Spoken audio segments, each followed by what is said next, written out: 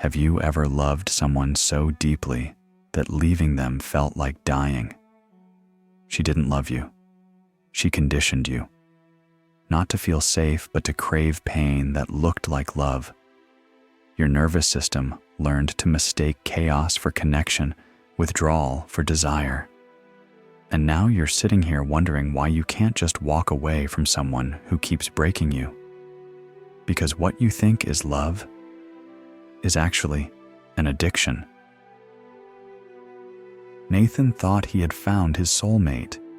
For 2 years, Emma would pull him close, then push him away with surgical precision.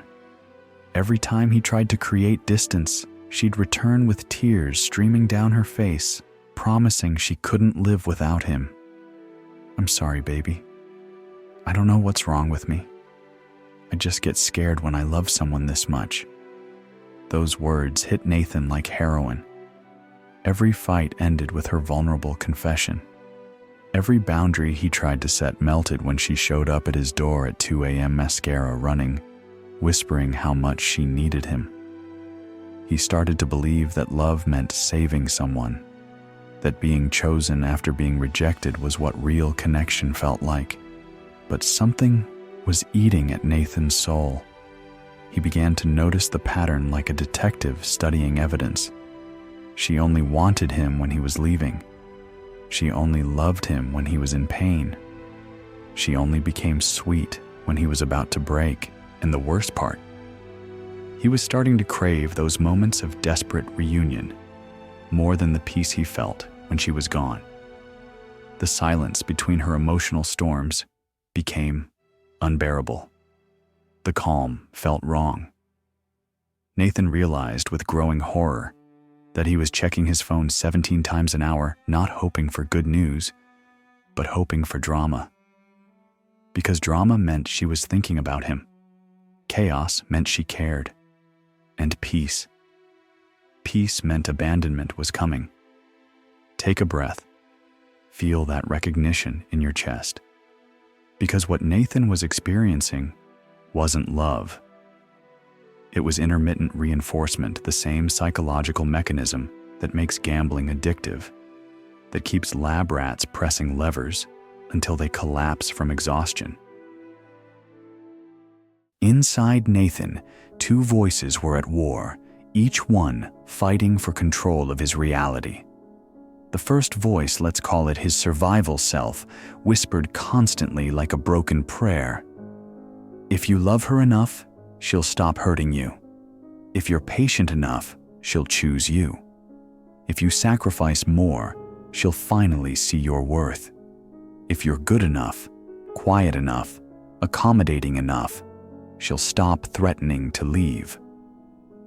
This voice had been trained through years of emotional conditioning to associate love with suffering, connection with chaos, intimacy with instability. It spoke in the language of childhood wounds. You're too much, you're not enough. Love has to be earned. Peace means you're about to be abandoned. But deeper down, barely audible beneath the noise of his anxiety, was another voice, his real self. This voice remembered what it felt like to be calm without waiting for the other shoe to drop, to breathe without scanning for emotional landmines, to sleep without checking his phone 17 times, to laugh without wondering if his joy would somehow trigger her rage. This voice knew that love wasn't supposed to feel like drowning in quicksand while being told it was a warm bath. Carl Jung called this the shadow, the parts of ourselves we've buried to survive the aspects of our psyche we've exiled, because they threatened our ability to be loved by people incapable of love. Nathan's shadow held a truth he couldn't face. He wasn't staying because he loved Emma. He was staying because he was addicted to the feeling of being needed by someone who kept threatening to leave him. Here's what your trauma-bonded nervous system doesn't want you to understand. In a healthy relationship, consistency feels good. Predictability feels safe. Knowing someone will be there tomorrow feels like home. But in an emotionally manipulative dynamic, Consistency feels boring. Predictability feels wrong. Your nervous system gets hijacked, rewired, trained like a circus animal to perform for scraps of attention. You start to associate the adrenaline rush of uncertainty with passion, the relief after conflict with love, the exhaustion after emotional chaos with intimacy. Your body begins to crave the stress hormones released during relationship turbulence. You become an emotional slot machine player, pulling the lever over and over, hoping this time will be different. This time she'll choose you and mean it. This time the love will stick. This time the pain will finally purchase the peace you've been promised. But here's what Nathan's real self knew that his survival self couldn't admit. Slot machines are designed by experts to give you just enough wins to keep you playing, just enough hope to keep you hooked, just enough intermittent reward to override your logical brain's warnings. Emma wasn't emotionally unavailable because she was hurt or scared or traumatized by past relationships. She was emotionally unavailable because it worked, because it kept Nathan dancing for her attention, proving his worth, sacrificing his peace for scraps of affection. This is where Carl Jung's shadow work becomes not just helpful, but essential for survival. The shadow isn't just the dark parts of ourselves. We don't want to see our capacity for rage, our selfishness, our petty jealousies. It's also the light we've forgotten we deserve, the needs we've learned to be ashamed of, the boundaries we've abandoned to keep the peace. Nathan had buried his ability to recognize genuine love because he'd been trained by emotional manipulation to crave counterfeit connection. He'd learned to mistake intensity for intimacy, drama for passion, emotional chaos for chemistry. His shadow contained all the parts of himself he'd sacrificed on the altar of being chosen by someone who never actually chose him. She just chose to keep him close enough, to use far enough away, to control. Here's what your wounded inner child doesn't want you to know, because this truth will shatter the fantasy that's keeping you imprisoned. You're not staying because you're loyal. You're staying because you're afraid that if you require consistency, respect, and emotional safety, no one will choose you.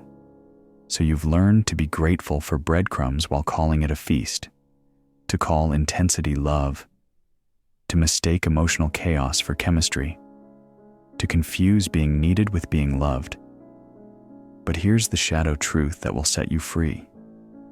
The addiction isn't to her. The addiction is to the role you play when she's pulling away the chosen one, the savior, the person who loves so deeply that you'll accept anything. That role gives you a sense of identity, purpose, even superiority. Look how much I can love. Look how much I can endure. Look how spiritually evolved I am for staying when others would leave. That role makes you feel special, chosen, different from all the people who gave up on her. But Carl Jung warned us with devastating clarity. Until you make the unconscious conscious, it will direct your life and you will call it fate. What you're calling love might actually be a program your unconscious mind is running, software installed in childhood that says love equals struggle, peace equals rejection, and if someone isn't making you work for their affection, they must not really want you. You didn't stay because you were weak or codependent or because you have poor boundaries. You stayed because you were chemically trained to associate chaos with love through a sophisticated system of emotional manipulation that hijacked your nervous system and rewired your brain for trauma bonding. Every time Emma withdrew and then returned, Nathan's brain released dopamine, norepinephrine, and oxytocin, the exact same neurochemical cocktail involved in cocaine addiction, gambling addiction, and every other form of behavioral dependency that destroys lives while promising salvation.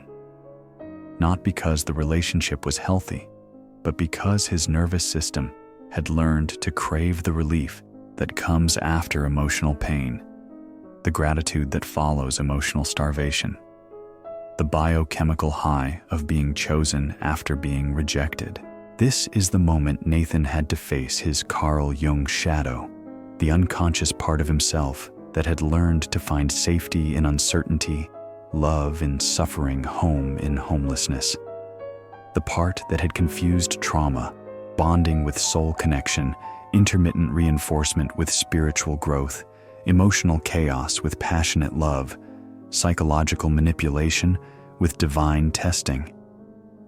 Emma wasn't pulling away because she was afraid of love or triggered by intimacy or protecting herself from getting hurt or processing childhood trauma. She was pulling away because it worked like a perfectly calibrated machine designed to keep Nathan psychologically dependent. Because it kept Nathan in a constant state of trying to earn what should have been freely given, of chasing what should have been offered, of proving his worth to someone who had no intention of ever seeing it. She didn't need to change her behavior because Nathan was changing himself, dimming his light when it seemed too bright for her, silencing his needs when they seemed too demanding, shrinking his world when it seemed too big for her comfort, abandoning his friends when they questioned the relationship, betraying his own instincts when they contradicted her version of reality. Here's the truth that will set you free and destroy you at the same time. She knew exactly what she was doing. Maybe not consciously, maybe not with malicious intent, but her system knew.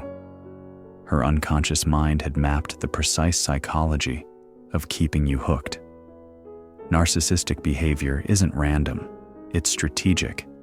The hot and cold treatment, the love bombing followed by stonewalling, the sudden sweetness after you threaten to leave, the tears that come exactly when you're about to walk away.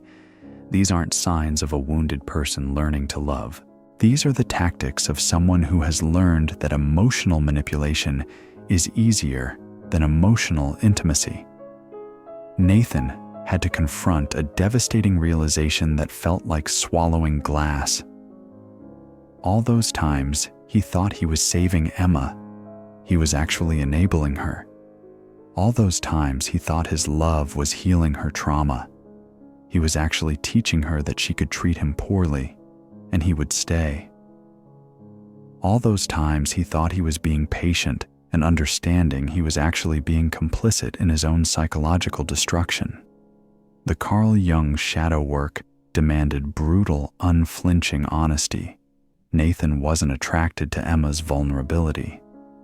He was attracted to feeling needed by someone who didn't actually need him. She just needed someone to control. He wasn't in love with her potential or her hidden heart or the person she could become. He was addicted to the fantasy that his love could fix her, that his loyalty could earn her consistency, that his sacrifice could purchase her peace. But here's what happens when you try to love someone out of their narcissism, when you try to heal someone who uses your healing as ammunition against you. You don't heal them. You lose yourself.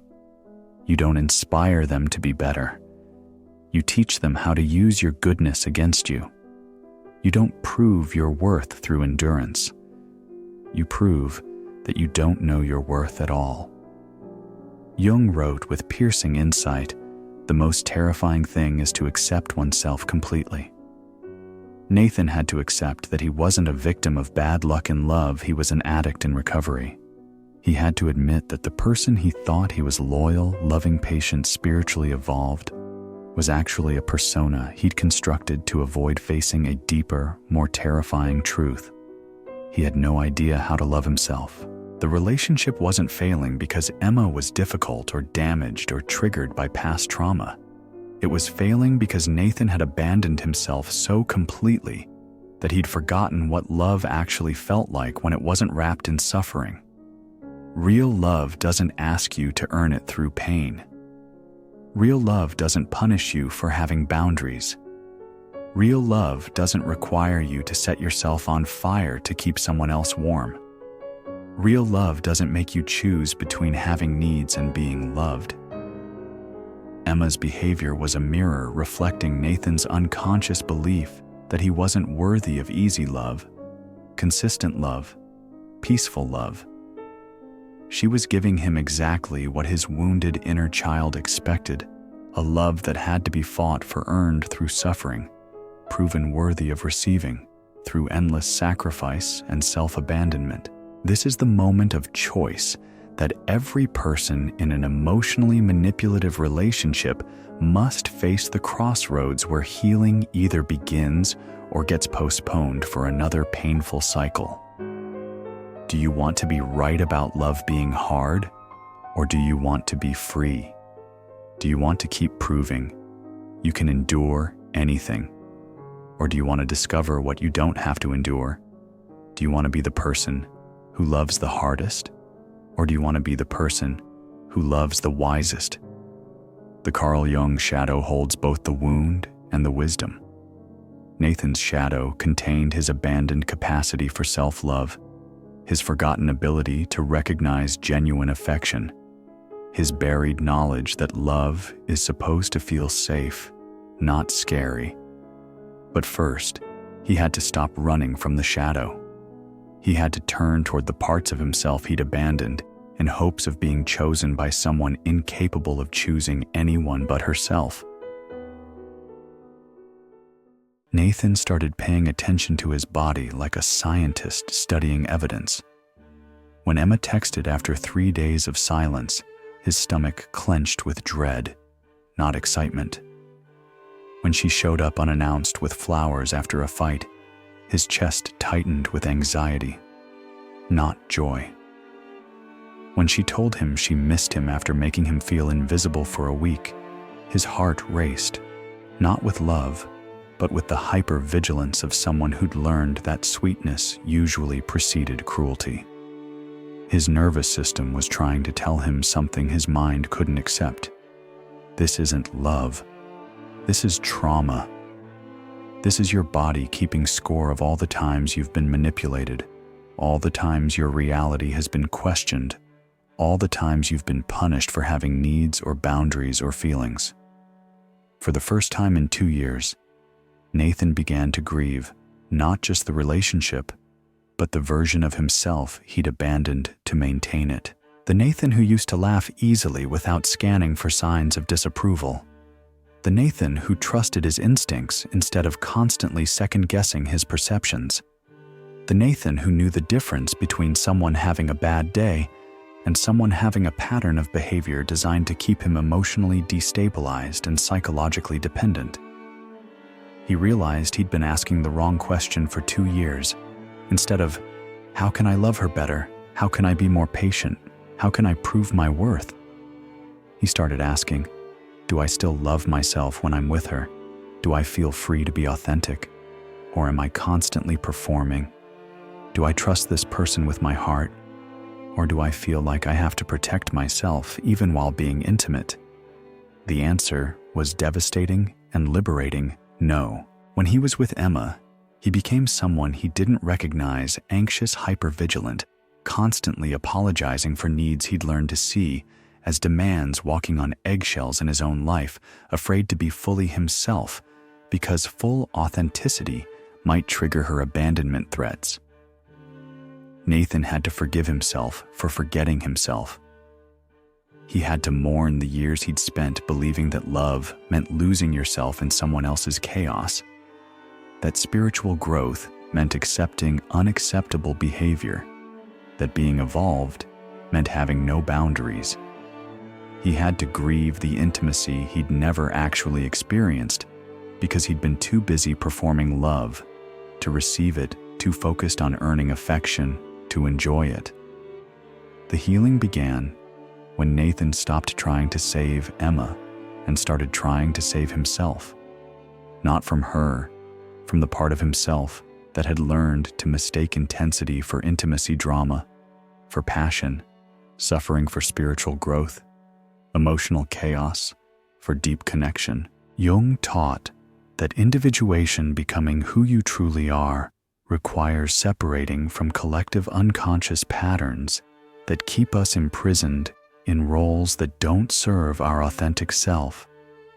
Nathan had to separate from the cultural narrative that love requires struggle, that good relationships are boring, that if you're not fighting for someone, they're not worth having, that real love means staying through anything. He began to practice something revolutionary in his experience: emotional neutrality. When Emma pulled away instead of chasing, he breathed and asked himself what he actually wanted. When she love-bombed him after ignoring him for days, instead of feeling grateful, he observed the manipulation and honored his body's wisdom. When she cried about how much she needed him, while simultaneously treating him like he was disposable instead of rescuing, he listened to his own needs for the first time in years. What Nathan discovered shocked him to his core. When he stopped reacting to Emma's emotional manipulation, she didn't become more loving. She became more manipulative. When he stopped chasing, she didn't miss him. She found new ways to create chaos that would pull him back into the dance. When he set boundaries, she didn't respect them. She found ways to punish him for having them, to make him pay for daring to have limits, to guilt him for requiring basic respect. This was the moment Nathan realized Emma had never loved him. She had loved the version of himself he performed for her, the anxious, accommodating, self-abandoning version that made her feel powerful and in control. The real Nathan, the one with needs, boundaries, and self-respect, was a threat to the dynamic she'd worked so hard to create and maintain. But something beautiful was happening in Nathan's Carl Jung shadow work. He was remembering himself, the part of him that used to know what he wanted without apologizing for it. The part that used to trust his perceptions without needing external validation. The part that knew love wasn't supposed to hurt so much you couldn't sleep, breathe, or trust your own reality.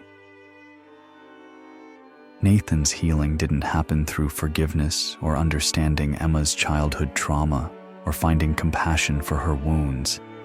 It happened through returning to himself, the self he'd abandoned in hopes of being loved by someone fundamentally incapable of love. He started small, like learning to walk again after a long illness. When his chest tightened during their conversations, he honored that feeling instead of overriding it with rationalization. When she made plans and canceled them at the last minute, he made plans with himself instead of waiting for her to reschedule. When she criticized him or questioned his reality, he asked himself if the criticism felt true, rather than automatically apologizing and changing his behavior. Slowly, like dawn breaking after the longest night, Nathan began to remember what peace felt like. Not the relief after chaos, actual peace. The kind that comes from being with someone who doesn't require you to be anyone other than who you are. The kind that doesn't come with a price tag of self-abandonment. He realized that real love wouldn't ask him to prove his worth through suffering. Real love wouldn't threaten to leave every time he had a need or boundary or feeling.